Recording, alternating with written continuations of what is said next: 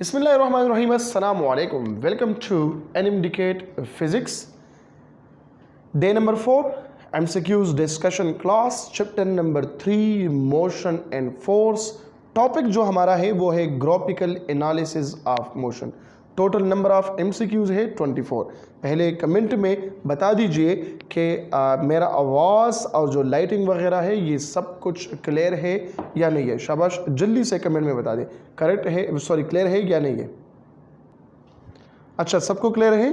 आ जाइए MCQ number 1 की तरफ. पहले आप लोग आंसर बताएंगे, फिर बाद में मैं आंसर बताऊंगा, क्योंकि अच्छा ये बहुत ज़्यादा इम्पॉर्टेंट लेक्चर है. 24 MCQ है, लेकिन हर एक MCQ बहुत इम्पॉर्टेंट है. The displacement time graph shows in figure represent constant velocity, instantaneous velocity, variable velocity और नन ऑफ अबव. तो देखो यहाँ पे जो डॉट डॉट नजर आ रहा है, यहाँ तक पूछा है. कहाँ से? 0 से लेकर A तक या O से लेकर A तक. तो O से लेकर A तक ये जो वेलोसिटी शो हो रहा है ये है कांस्टेंट वेलोसिटी. कौन सा है? कांस्टेंट वेलोसिटी है. ठीक है. अगर A से लेकर B तक बता दीजिए कि A से लेकर B तक ये क्या बताएगा. देखो मैं यहाँ पे लिखता हूँ O से लेकर A तक ये कांस्टेंट वेलोसिटी है बेटा. क्या है? कांस्टेंट वेलोसिटी है. और A से लेकर B तक ये जीरो वेलोसिटी है. यहाँ पर ये वेलोसिटी जीरो है. क्यों? क्योंकि यहाँ पे डिस्प्लेसमेंट चेंज नहीं होता. जब डिस्प्लेसमेंट चेंज नहीं होता तो इसका मतलब क्या होगा? यह होगा जीरो वेलोसिटी. ठीक है.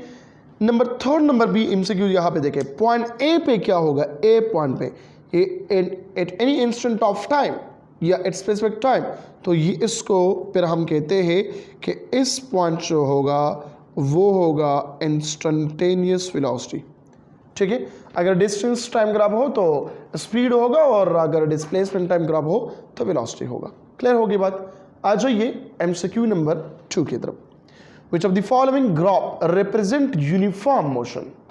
देखो ये फर्स्ट नंबर जो कांस्टेंट वेलोसिटी है तो ये यूनिफॉर्म मोशन होगा, तो ये करेक्ट है. ये ऑप्शन ए क्या है? करेक्ट है. अच्छा, ये जो सेकंड नंबर पे है बेटा ये वेरिएबल वेलोसिटी है. क्या है? Variable velocity. ये कांस्टेंट वेलोसिटी के लिए है. और ये थर्ड नंबर किस चीज के लिए है? ये थर्ड नंबर है इंक्रीजिंग वेलोसिटी. देखो एक MCQ के अंदर जो है आप लोगों की 3 MCQ और भी क्लियर हो गई. ठीक है. ये कांस्टेंट वेलोसिटी शो कर रहा है, ये वेरिएबल वेलोसिटी, और ये इंक्रीजिंग वेलोसिटी शो कर रहा है. क्लियर हो गई बात. और नन ऑफ अबव तो किसी के मतलब ये कोई भी एक वेलोसिटी शो नहीं हो. ठीक है. क्लियर हो गई ये बात कि नहीं? ऑप्शन में बता दीजिए. शाबाश. इज इट क्लियर और नॉट? अगर कोई क्वेश्चन है तो वो भी पूछे. शाबाश, कमेंट में बताइए. कमेंट में बताइए. क्लियर है सबको? क्लियर है. ठीक है. नाउ आ जाइए नंबर 3 की तरफ. थर्ड क्या है? The displacement time graph of a moving particle is shown below. Shown below. यहाँ पे ये डिस्प्लेसमेंट टाइम ग्राफ है. y एक्सिस पे हमने लिया है डिस्प्लेसमेंट और x एक्सिस पे हमने लिया है टाइम. तो क्या कहता है? ये तो है, लेकिन पूछा गया है the instantaneous velocity of particle is negative at the point. Instantaneous velocity of particle ये क्या है? नेगेटिव है. कौन से पॉइंट पे? Option number A C, option number B D, option number C E, option number D F. देखो OC, OD, OE, OF. ठीक है. खैर है, कभी कभार होता है इस तरह. तो C पॉइंट पे ये इंक्रीजिंग है, फिर C से लेकर ये C से लेकर D तक ये फर्दर इंक्रीजिंग पे है, लेकिन D से लेकर E तक ये डिक्रीजिंग हो रहा है. तो इस पॉइंट पे ये डिक्रीज हो गया. कौन से पॉइंट पे? E पॉइंट पे. E पॉइंट पे जो इंस्टेंटेनियस वेलोसिटी है. क्या है? Instantaneous velocity. यहाँ पर क्या होगा? ये नेगेटिव होगा, और वापस इसी पॉइंट से ये क्या होता है? इंक्रीज हो रहा है. क्या होता है? इंक्रीज हो रहा है. ठीक है. तो यहाँ पे ऑप्शन कौन सा करेक्ट होगा option number C is the correct one. Clear होगी बात? आ जाइए नंबर 4 की तरफ। देखिए यहां पे the area under acceleration time graph gives us, area under acceleration time graph. तो देखो यहां पे मैं एक ग्राफ ड्रा करता हूं जो एक्सेलरेशन टाइम ग्राफ होगा। यहां पे है एक्सेलरेशन और यहां पर है टाइम। तो एक्सेलरेशन टाइम ग्राफ यहां पर गौर से सुनना है, गौर से देखना है। The area under acceleration time graph, suppose करें मैंने एक ग्राफिकल लाइन ड्रॉ किया। क्या ड्रॉ किया? एक ग्राफिकल लाइन ड्रॉ किया। अगर मैं स्लोप की बात करूं, दो चीजें पूछी जाएगा किस चीज में? ग्राफिकल एनालिसिस में, स्लोप और दूसरा क्या है? एरिया। तो स्लोप के अगर मैं बात करूं तो रेट चेंज ऑफ एक्सेलरेशन, ठीक है, जो यूनिट बताता है वो मीटर पर सेकंड क्यूब होता है। क्या होता है? मीटर पर सेकंड क्यूब होता है। लेकिन जो एरिया बताता है तो एरिया क्या होगा? Delta A multiply by delta T. तो इसका यूनिट क्या है? मीटर पर सेकंड स्क्वायर। और टाइम का यूनिट क्या है? वो है सेकंड। तो ये आपको देता है क्या? सेकंड। और ये ख़त्म हो गया, मीटर डिवाइडेड बाय सेकंड आ गया। मीटर पर सेकंड आ गया क्या? वेलोसिटी। तो area of what? Display sorry acceleration in time graph, ये हमें क्या देता है? वेलोसिटी देता है। डिस्टेंस ट्रेवल नहीं देता। क्यों? क्योंकि वहां पे तो मीटर है। चेंज इन एक्सेलरेशन नहीं देता, ठीक है। फोर्स का यूनिट नहीं देता। तो क्या देता है? हमें देता है change in velocity, change in velocity. क्योंकि यहां पर जो यूनिट आ गया ये यूनिट है क्या? मीटर पर सेकंड है। क्लियर हो गई बात कि नहीं? क्लियर हो गई बात? ठीक है। अब यहां पर देखो ये इक्वेशन कहां से हमने पढ़ा है? Acceleration is equal to rate change of velocity divide by time. तो देखो एरिया क्या है? Delta V is equal to A multiply by delta T. तो यहाँ पे देखिए इसका एरिया, तो एक्सेलरेशन मल्टीप्लाई बाय टाइम ये देता है वेलोसिटी। तो इससे भी आप लोग क्या कर सकते हो? मालूम कर सकते हो कि delta V is equal to acceleration multiply by delta T, ठीक है। तो ये क्या है? Delta we. डेल्टा वी क्या है? Change in acceleration. सो इस वजह से यहाँ पे जो मैंने ऑप्शन टिक किया है वो ऑप्शन कौन सा करेक्ट होगा? Change in velocity. सबको क्लियर है यहाँ तक कि नहीं? बता दीजिए शाबाश। क्लियर है? यस और नो? क्लियर है सबको? ठीक है। अब आ जाइए नंबर 5 की तरफ। For an infinite velocity of a body the graph is what? जबरदस्त क्वेश्चन है। इनमें से कौन सा होगा? गौर से सुनना है। यहाँ पे अगर मैं इस वेलोसिटी की बात करूँ तो ये कांस्टेंट वेलोसिटी है। ये क्या है? Constant velocity. अगर मैं इस वेलोसिटी की बात करूँ तो ये वेरिएबल वेलोसिटी है। अगर मैं इसकी बात करूँ तो यहाँ पे जीरो वेलोसिटी है।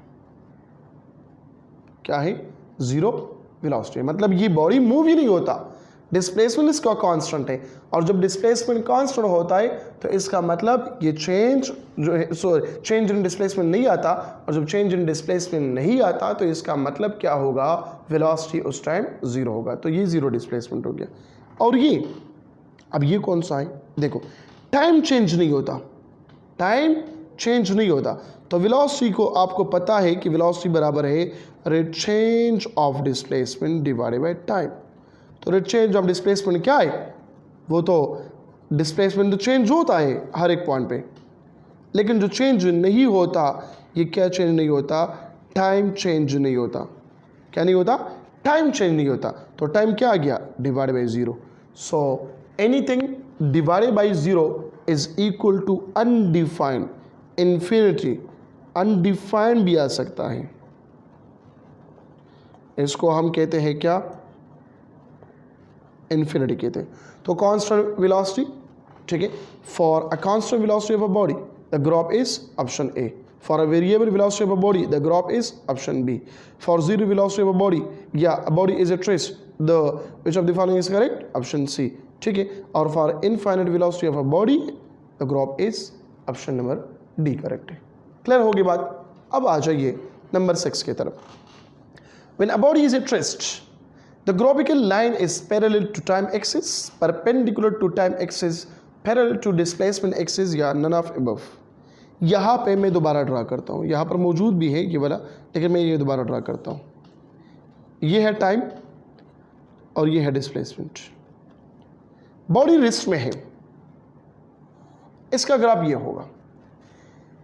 ये ग्राफिकल लाइन और जो टाइम है ये क्या है? एक दूसरे के साथ पैरेलल है. ये और ये पैरेलल है. तो यहाँ पे पैरेलल टू टाइम एक्सिस है, लेकिन perpendicular to time axis perpendicular तो नहीं है. तो लिहाजा ऑप्शन बी गलत हो गया. पैरेलल टू डिस्प्लेसमेंट एक्सिस, यहाँ पर तो पैरेलल डिस्प्लेसमेंट के साथ पैरेलल नहीं है ना, तो लिहाजा ये भी ऑप्शन गलत हो गया. ऑप्शन नंबर डी भी गलत होगा. करेक्ट ऑप्शन कौन सा होगा? Option number A, parallel to time axis. Option A क्या है? ये करेक्ट वन है. या पैरेलल की जगह आ सकता है, देखो इसके जगह जो पैरेलल मैंने लिखा हुआ है इसकी जगह आ सकता है परपेंडिकुलर. फिर नन की जगह होगा क्या? बोथ ए एंड सी. तो फिर ये करेक्ट हो सकता है. क्यों? क्योंकि टाइम के साथ तो ये 0 डिग्री बनाता है, लेकिन डिस्प्लेसमेंट के साथ ये 90 डिग्री बनाता है. तो फिर इसकी जगह अगर हम परपेंडिकुलर करें तो फिर करेक्ट है. लेकिन जब पैरेलल है तो फिर करेक्ट कौन सा है? वो है parallel to time axis. Option number A is the correct one. Clear होगी बात? बता दीजिए शाबाश. इज इट क्लियर और नॉट? क्लियर है सबको? आ जाइए एमसीक्यू नंबर 7 की तरफ. एमसीक्यू नंबर 7 क्या है बेटा? From the following displacement time graph find out the velocity of a moving. Displacement time ये ग्राफ शो किया गया, कहता है वेलोसिटी मालूम करें. अब आपको पता है कि न यहाँ पे कोई न्यूमेरिकल वैल्यू है न यहाँ पे कोई न्यूमेरिकल वैल्यू है कि हम जल्दी से बता दें कि x divided by time is equal to this one velocity. एक चीज़ ग्राफ में गिवन है, डेट इज एंगल. सोचेंगे आप लोग जो वेलोसिटी है ये तो बराबर है किस चीज़ के? ये बराबर है delta x divide by delta T के बराबर है. डेल्टा x का वैल्यू भी नहीं है, डेल्टा टी का वैल्यू भी नहीं है. तो बेटा क्या करना है? अगर आप लोगों ने मेरा लेक्चर देखा है, अगर नहीं देखा तो आप प्ले लिस्ट में चले जाइए, वहाँ पे चैप्टर नंबर 3 के लेक्चर्स ओपन करें. वहाँ पे ग्राफिकल एनालिसिस मैंने किया है, समझ आ जाएंगे. वहाँ पे देखें मैंने बात की स्लोप से वेलोसिटी आता है ना. किस चीज़ से वेलोसिटी आता है? स्लोप से. तो स्लोप क्या है असल में? Sine theta divided by cos theta. और sine theta divide by cos theta ये बराबर है किस चीज़ के? टेंजेंट थीटा के बराबर है. तो इसका मतलब हुआ जो वेलोसिटी बराबर है तो ये टेंजेंट थीटा के बराबर हो गया. जब वेलोसिटी टेंजेंट थीटा के बराबर हो गया so velocity is equal to what? Tangent 30 degree. और टेंजेंट 30 डिग्री बराबर है 1/√3. तो यहाँ पे आंसर कौन सा होगा? Option number A, 1/√3 is the correct one. कौन सा करेक्ट ऑप्शन होगा? 1/√3. अगर मैं इस 30 की जगह 60 लगाऊं तो फिर √3 होगा. अगर 60 की जगह 30 की जगह 60 लगाओ तो ऑप्शन नंबर बी करेक्ट होगा. क्लियर हो गई बात कि नहीं? अगर 45 लिखूँ तो 1 होगा. ठीक है, अगर 45 लिखूँ, यहाँ पर लिखो अपने साथ खैर है. Tangent 30 degree is equal to 1 divide by √3. Tangent 60 degree is equal to √3 और tangent 45 degree is equal to 1.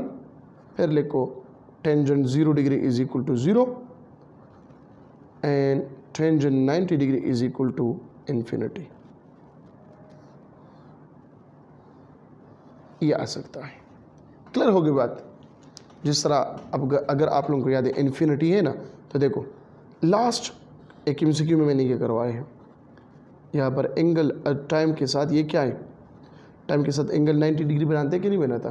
तो इस टाइम वेलोसिटी क्या था? इन्फिनिटी था. क्यों? क्योंकि एंगल 90 था.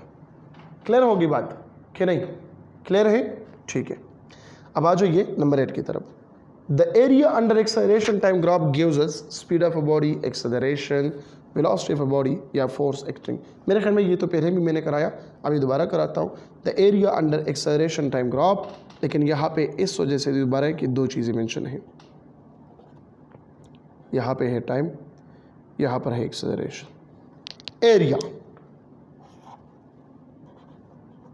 एरिया बराबर है length multiply by width, acceleration multiply by time, metre पर second square multiply by second. इससे आगे क्या? मीटर पर second.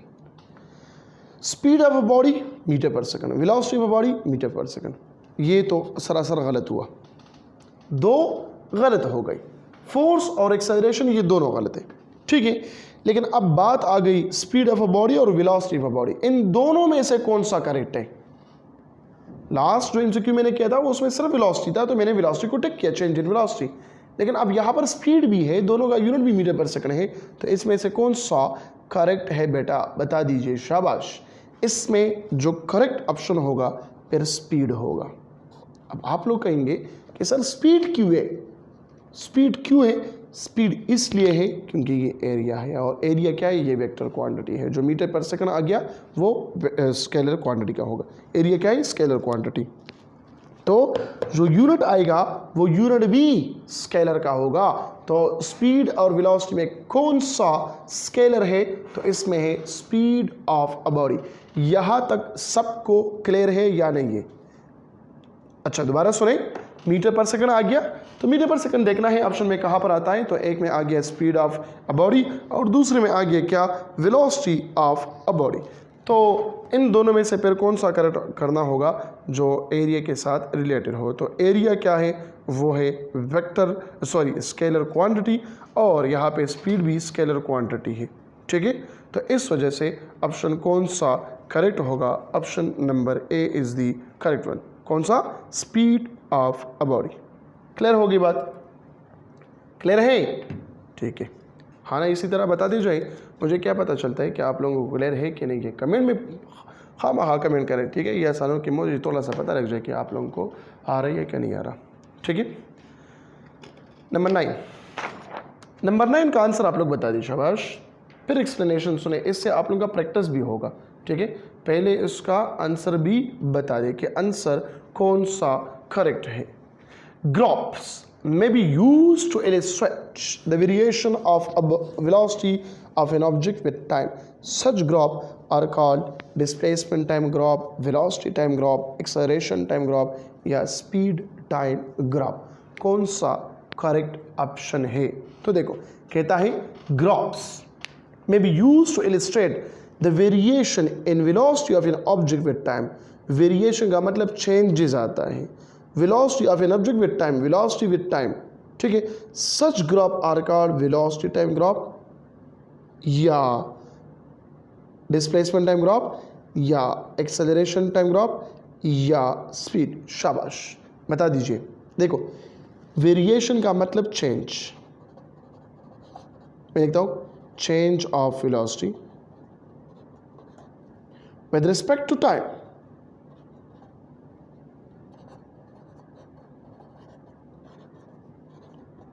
With respect to time. तो देखो, यहाँ पे हम कहते हैं कि ये तो एक्सेलरेशन देता है कि नहीं देता? Change in velocity with respect to time, ये हमें देता है एक्सेलरेशन। तो यहाँ पे ऑप्शन कौन सा होगा? ऑप्शन नंबर है डिस्प्लेसमेंट टाइम ग्राफ, ये तो वेलोसिटी देता है। वेलोसिटी टाइम ग्राफ ये एक्सेलरेशन देता है। एक्सेलरेशन टाइम ग्राफ तो ये एक्सेलरेशन नहीं देता, ये मीटर पर क्यूब देता है। स्पीड टाइम ग्राफ तो ये भी हमें एक्सेलरेशन नहीं देता। तो हम बात करेंगे यहाँ पे करेक्ट ऑप्शन बोले कि वो करेक्ट ऑप्शन कौन सा होगा? वो है velocity time graph. Change in velocity of an object with time, तो ये होगा वेलोसिटी टाइम ग्राफ, ठीक है। अगर स्पीड होता तो फिर हम स्पीड लगाते। Number 10, the slope of velocity time graph during time interval gives us average, constant, average, acceleration या constant. The slope of velocity time graph, velocity time graph gives us as acceleration. इसका मतलब average velocity और constant velocity तो खत्म हो गई, इसमें नहीं है। अब आगे average acceleration, constant acceleration. The slope of velocity time graph during interval interval जब आते हैं, कांस्टेंट तो नहीं है, ठीक है, ऐसे होता है वेलोसिटी टाइम इंटरवल आते हैं, ठीक है, तो इसको फिर हम एवरेज एक्सेलरेशन कहते हैं। कौन सा एक्सेलरेशन कहते हैं? एवरेज एक्सेलरेशन कहते हैं, ठीक है, क्लियर है सबको? Number 11, if the slope of velocity time graph is decreasing with time, the body move with negative acceleration, positive acceleration, average acceleration, uniform acceleration।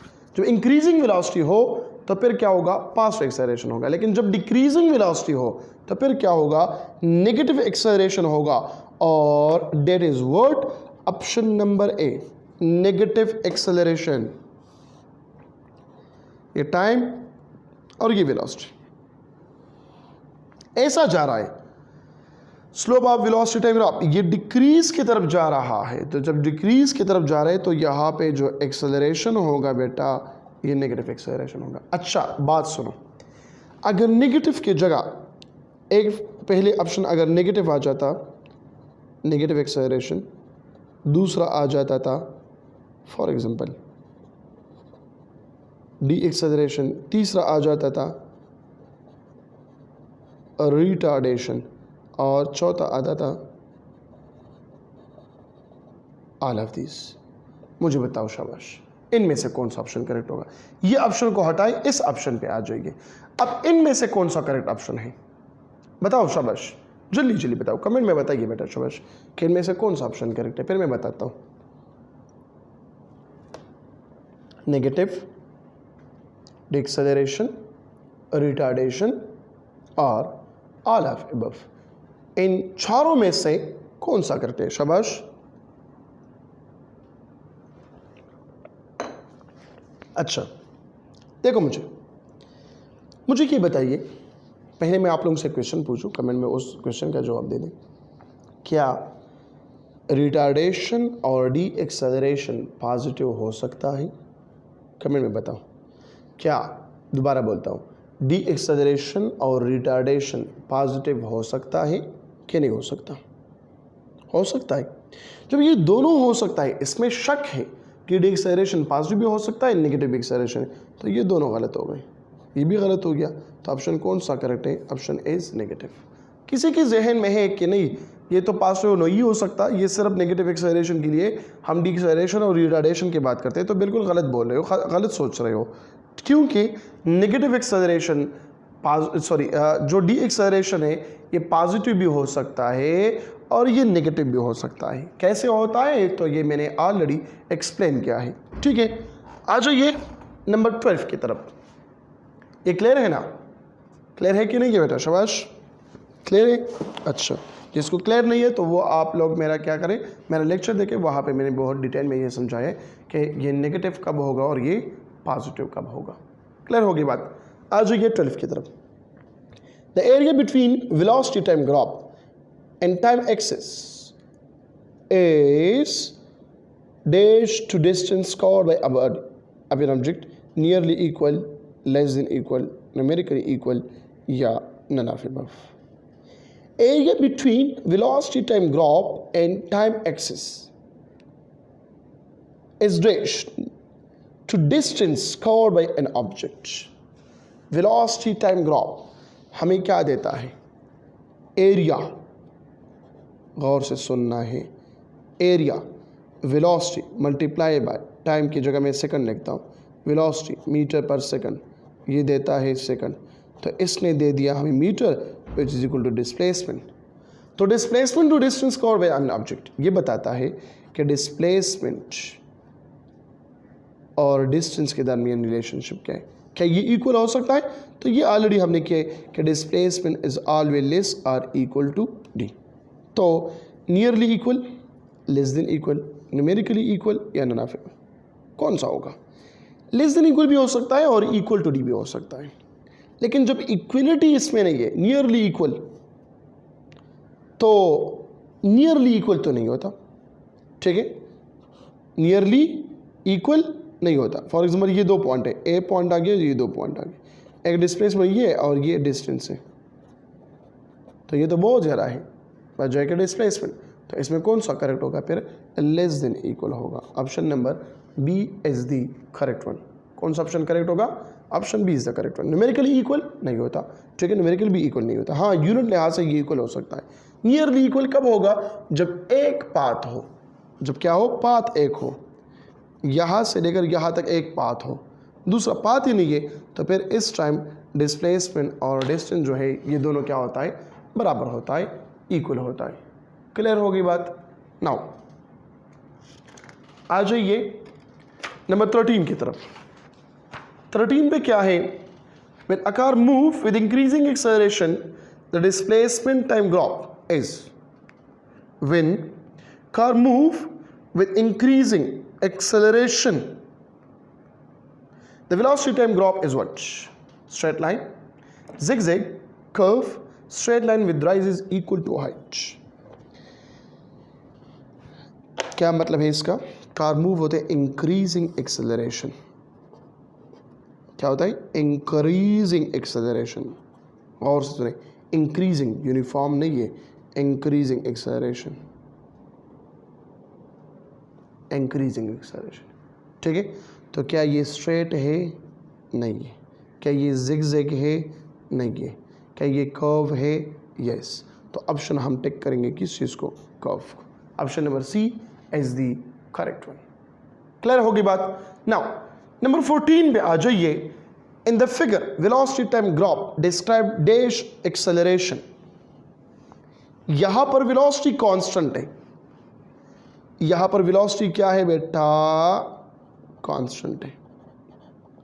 जब वेलोसिटी कांस्टेंट है इसका मतलब डेल्टा वेलोसिटी जीरो है। जब डेल्टा वेलोसिटी जीरो है तो acceleration zero होगा। तो इसमें कौन सा करेक्ट ऑप्शन है, option number A is the correct one.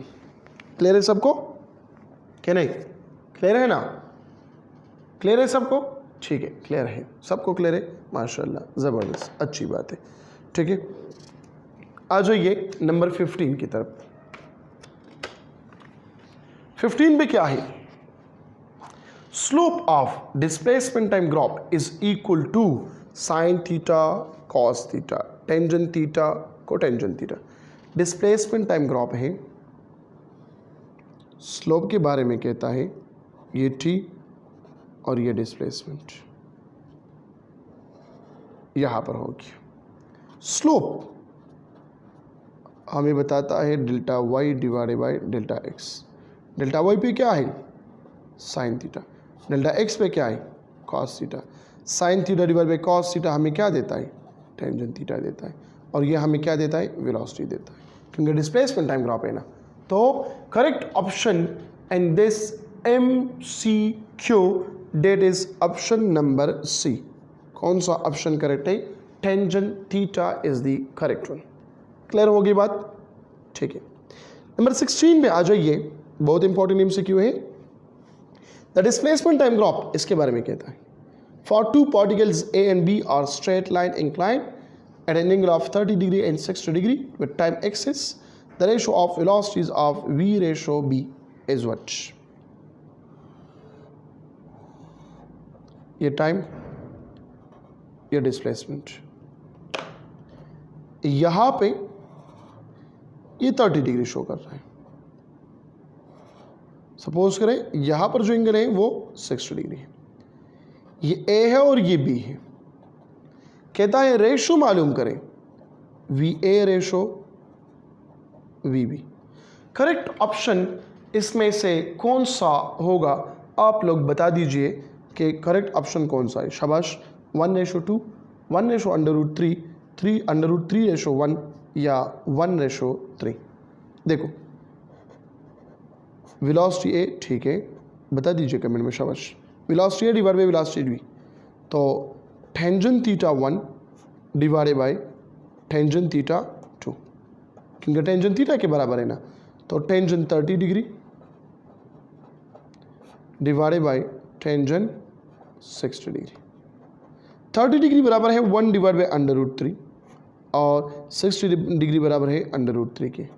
मतलब 1 डिवाइड बाई √3 मल्टीप्लाई बाई √3, इससे आगे क्या, 1 डिवाइड बाई √3 होल स्क्वायर। तो ये ख़त्म हुआ और यहाँ पर ऑप्शन आ गया 1:3। तो कौन सा करेक्ट है? Option number D is the correct one, 1:3। ठीक है, 1:√3 30 डिग्री के बराबर है और √3:1 तो ये टेंजेंट 60 के बराबर है। लेकिन ये दो एंगल से तो एक दूसरे पे हमने डिवाइड किया तो आंसर मिल गया क्या? 1:3। अगर मैं इसको रिवर्स करूँ 60 और 30 ले लूँ तो फिर ये क्या होगा? आंसर भी उल्टा हो जाएगा, 3:1 होगा। क्या होगा? 3:1 होगा। इज इट क्लियर और नॉट? क्लियर है सबको? बता दीजिए शबाश कमेंट में। Is it clear? सबको क्लियर है? ठीक है। नाउ 17 की तरफ जाइए बेटा। 17 क्या है? A straight line of displacement time graph is perpendicular to time axis, velocity of a body will be what? Draw कर दें ये लाइन और ड्रॉ के बाद जो है वो हम बात करेंगे कि ये क्या बताता है। ग्राफिकल लाइन बताते हैं कि एक लाइन जो है वो परपेंडिकुलर है टाइम एक्सिस के साथ। टाइम एक्सिस के साथ मैंने परपेंडिकुलर लाइन ड्रॉ किया तो ये जो वेलोसिटी देता है, ये वेलोसिटी देता है किस चीज़ का?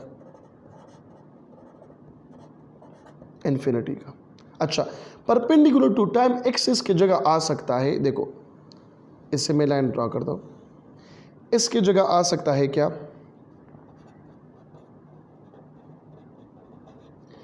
Parallel to displacement axis, parallel to displacement axis, तो फिर भी क्या होगा? इन्फिनिटी होगा। ठीक है, और जीरो वेलोसिटी के लिए मैंने वो ग्राफिकल एनालिसिस आप लोगों के साथ शेयर किया था तो वो भी करेक्ट था। क्लियर हो की बात? नाउ आ जाइए 18 की तरफ। The position time graph for two particles x and y are straight line incline at an angle of 45 degree with time axis, the ratio of their velocity will be what? दो velocities है, एक यहाँ पे time, यहाँ पे x position time graph है।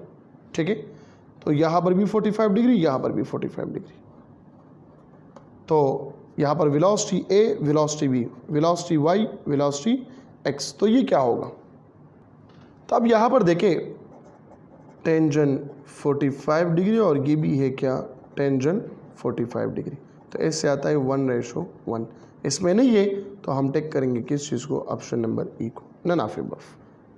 45 degree पे है। हाँ, इस तरह होता है, अगर 30 डिग्री और 45 डिग्री होता तो फिर आंसर अलग होता, या 45 डिग्री और 60 डिग्री होता तो फिर भी आंसर चेंज होता था, या 60 डिग्री और 45 डिग्री होता फिर भी आंसर चेंज होता था। लेकिन यहाँ पे सिर्फ एक ही एंगल है, 45 डिग्री है, मतलब एक ही रास्ते में जा रहे हैं। ठीक है, तो यहाँ पे वेलोसिटीज के रेशो क्या होंगी? 1:1। क्लियर होगी बात? नंबर 19 क्या है? The area of velocity time graphs sin 2 theta cos 2 theta, sin 2 theta divided by 2 cos 2 theta divided by 2। अजीब सा क्वेश्चन आया है, तो देखो अजीब सा नहीं है। Area of velocity time graph,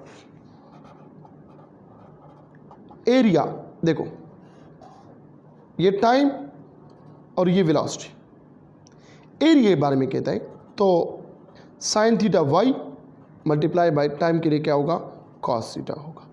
sign theta divide by sine theta multiply by cos theta, इसको मैं लिख सकता हूँ 2 sine theta cos theta divide by 2। लिख सकता हूँ कि नहीं लिख सकता? लिख सकता हूँ। जब लिख सकता हूँ तो 2 साइन थीटा कॉस थीटा बेटा ये ट्रायग्रामेट्रिक वैल्यू है, इसको बराबर है साइन 2 थीटा के। So sine 2 theta divide by 2 ये हो गया क्या? एरिया। अच्छा, ये वेलोसिटी टाइम ग्राफ के लिए भी है और ये डिस्प्लेसमेंट टाइम ग्राफ के लिए भी है, दोनों के लिए है। एनी ग्राफ के लिए है, एनी ग्राफ के लिए है, एनी ग्राफ के लिए, एनी ग्राफ। ये क्या होगा? एरिया होगा साइन 2 थीटा डिवाइड बाई 2। ठीक है, चूंकि स्लोप होगा क्या? स्लोप तो मैंने ऑलरेडी प्रूव कराया आप लोगों को कि वो होगा टेंजेंट थीटा। एनी ग्राफ की बात करता हूँ, ये डिस्प्लेसमेंट टाइम ग्राफ या वेलोसिटी टाइम ग्राफ स्पेसिफिक नहीं है, एनी ग्राफ के लिए क्या होगा। चूंकि यहाँ पे स्पेसिफिक ग्राफ है, वेलोसिटी टाइम ग्राफ है, इस वजह से मैंने यहाँ पर टेक किया किस चीज़ को? यहाँ पे मैंने टेक किया sine 2 theta divided by 2। Number 20, the graph represents the velocity time. Graph velocity time है, मतलब यहाँ पे टाइम और यहाँ पर velocity. The first 4 second of the motion the distance covered is what, distance cover मालूम करें। वाह जी वाह, डिस्टेंस कैसे कवर मालूम, वेलोसिटी टाइम ग्राफ है, डिस्टेंस मालूम करना है, तो मालूम करना है क्या, एरिया मालूम करना है, ठीक है। वेलोसिटी मल्टीप्लाई बाय टाइम, इससे क्या आता है, डिस्टेंस आता है, मीटर आता है। तो वेलोसिटी कितना है, 15 मल्टीप्लाई बाय 4, ठीक है। अब यहाँ पर आ गया क्या, 90 आ गया, ठीक है। वेलोसिटी यहाँ पर है इस पॉइंट पे, ये है 15, ठीक है। तो चेंज इन वेलोसिटी क्या होगा, 15 माइनस 0, और यहाँ पे टाइम, चेंज इन टाइम क्या होगा, यहाँ पर 0 और यहाँ पे 4, 4 minus 0 4, so 15 multiply by 4 is equal to 90, ये आ गया एरिया, ठीक है। चूंकि यहाँ पे 90 मीटर है, अब ये देखिए कि डिस्टेंस डिस्प्लेसमेंट है या नहीं है, तो velocity multiply by time, velocity क्या है, मीटर पर सेकंड, और टाइम क्या है, सेकंड, इससे क्या आ गया, मीटर, ये ख़त्म हो गया। तो लिहाजा यहाँ पे कोई भी ऑप्शन नहीं है, तो इसके साथ एडिशन करें 90। क्लियर होगी बात। नाउ 21 पे आ जाइए। The acceleration of at any instant is the slope of tangent of the dash curve at that instant. Acceleration time graph, velocity time graph, position into velocity या डिस्प्लेसमेंट टाइम ग्राफ या position time graph. The acceleration of any instant is the slope of tangent. कहता है कि जो acceleration मिलता है ये slope से मिलता है।